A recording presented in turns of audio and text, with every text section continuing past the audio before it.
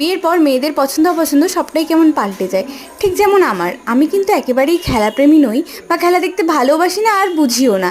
তবে আমার হাজব্যান্ড সে কিন্তু ভীষণভাবেই খেলার ভক্ত, আর ও খেলার পাগল বলতে পারো এক প্রকার। তাই ওর সাথে তাল মিলিয়ে চলতে চলতে আমিও কিন্তু এখন অনেকটাই খেলা পছন্দ করি।